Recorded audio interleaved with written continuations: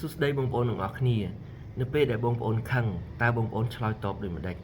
ពីព្រោះគ្រប់គ្នាគឺតែងតែខឹងមិនថាចាស់មិនថាក្មេងមិនថាគ្រូបង្រៀនមិនថា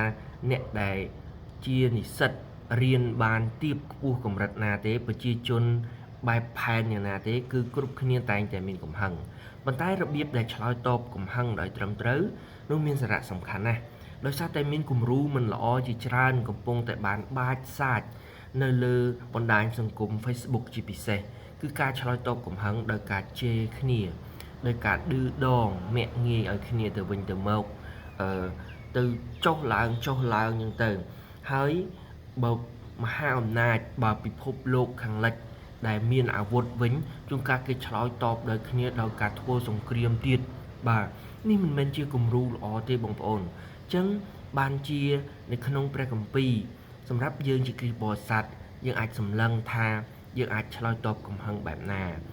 ម៉ាថាយជំពូក5ខ22ព្រះយេស៊ូវបានបង្រៀនមិនឲ្យជេរថាអាចឈួតថាអាចោមកសៀតទៅចំពោះបងប្អូនខ្លួនឯងនោះទេហេតុនេះហើយការឆ្លើយតបកំហឹងវានឹងឲ្យឥទ្ធិពលដល់យើងនៅពេលបន្ទាប់ហើយយើងអាចនឹងសោកស្ដាយចំពោះទង្វើដែលយើងធ្វើនៅពេលដែលយើងខឹងនោះផងដែរអញ្ចឹងរៀនគ្រប់គ្រងកំហឹងសំខាន់មែនទែនមិនថាមិនឲ្យខឹងនោះទេវាមិនអាចទៅរួចអញ្ចឹងការដែលយើងគ្រប់គ្រងកំហឹងខ្លួនឯង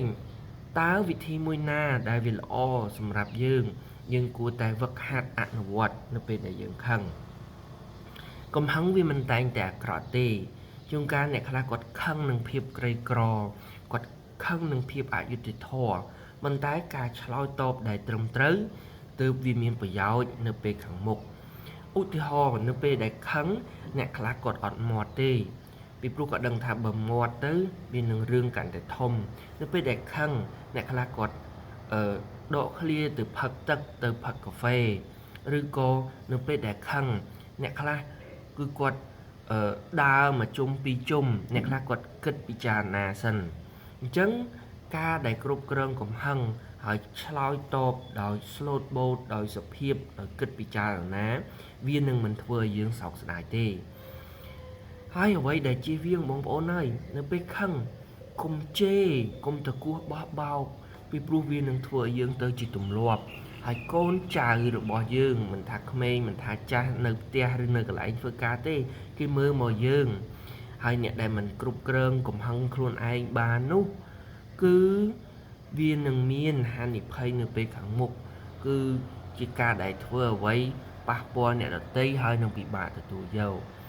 ហេតុនេះហើយនៅពេលដែលយើងខឹងព្យាយាមសម្រាប់ខ្ញុំអាចនឹងដកដង្ហើមវែងខ្ញុំអាចនឹងមិនសូវមាត់ខ្ញុំអាចនឹងនិយាយដោយ slow boat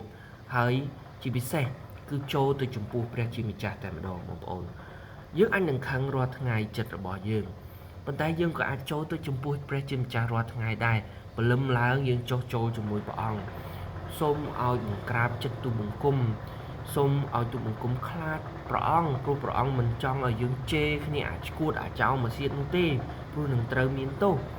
ហេតុនេះហើយបងប្អូនហើយសូមពិនិត្យពិច័យមើលដួងចិត្តខ្លួនឯងកុំឲ្យខ្លួនឯងនឹងមានកំហឹងទៅហើយធ្វើឲ្យខូចការធំផ្សេងបងប្អូនណាបើបងប្អូនពេញចិត្តវីដេអូនេះសូមចុច like សូម share ទៅកាន់មិត្តភ័ក្តិផ្សេងទៀតដើម្បីឲ្យគាត់ប្រុងប្រយ័ត្នកុំឲ្យជះឥទ្ធិពលដែលមិនល្អឬក៏គំរូដែលមិនល្អនៅក្នុងសង្គមរបស់យើងនេះសូមអរគុណពីខ្ញុំបាទភិរមសូមជម្រាបលា